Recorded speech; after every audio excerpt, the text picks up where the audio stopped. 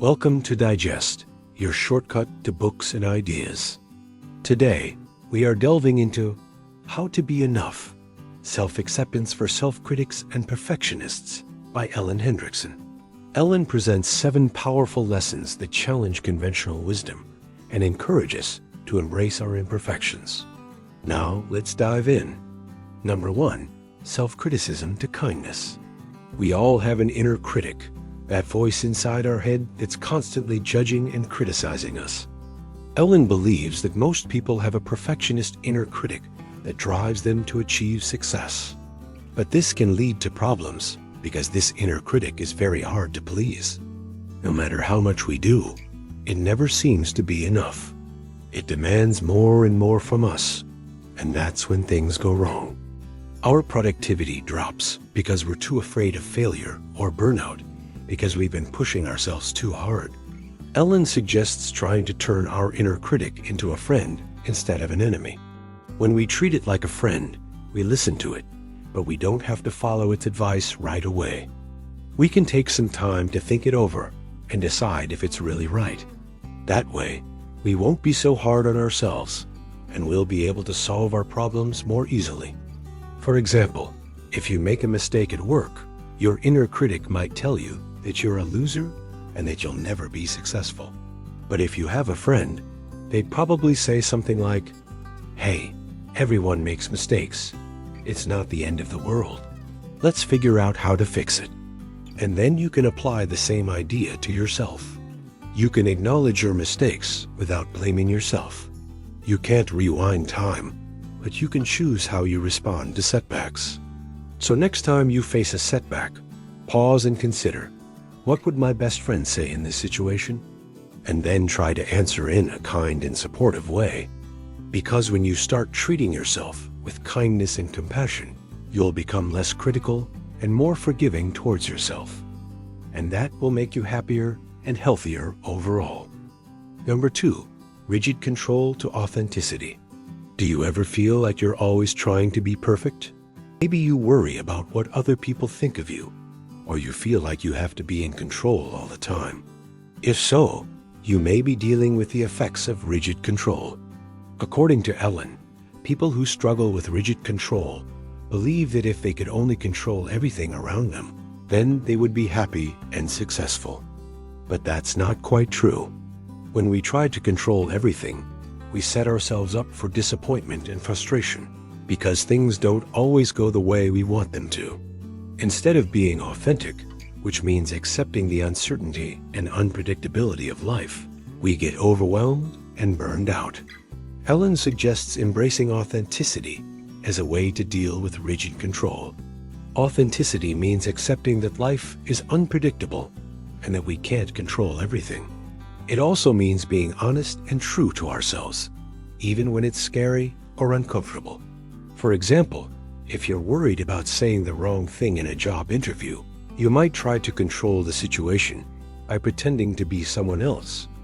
But that's not authentic. It's better to relax and be yourself, even if you make a few mistakes. Because when you're authentic, you show people your true self, and that's what makes you unique and interesting. Plus, you'll feel more relaxed and confident. By letting go of the need to be perfect and embracing authenticity, you'll be able to enjoy life more and achieve your goals without burning out. Number 3, procrastination to productivity.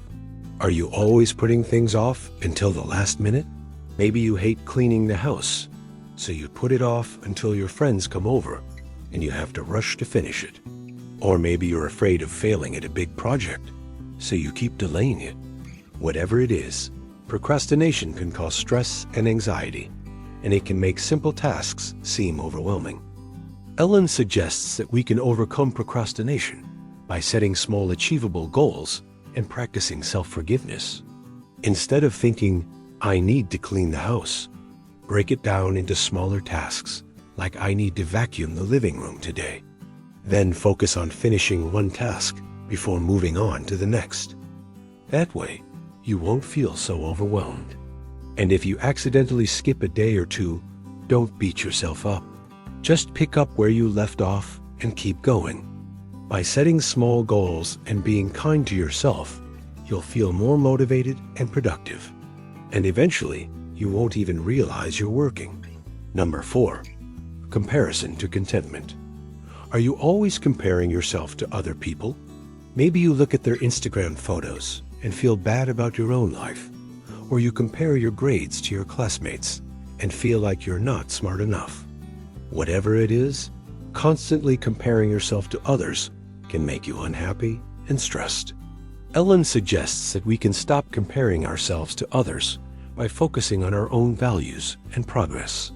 Instead of looking at what other people have, we can appreciate what we already have and celebrate our own achievements, no matter how small they seem. For example, if your friend buys a new car and you feel bad because you don't have one, you can remind yourself of all the other great things in your life, like your health, your friends, and your job.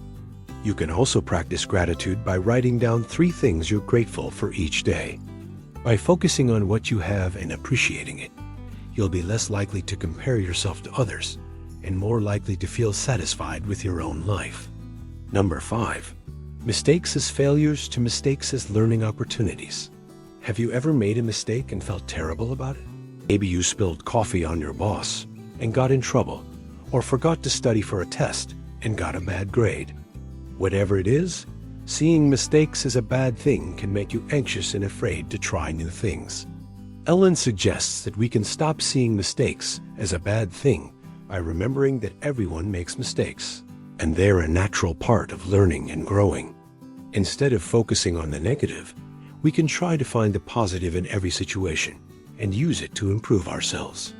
For example, if you messed up a presentation at work, you could see it as an opportunity to practice your public speaking skills and get feedback from your colleagues.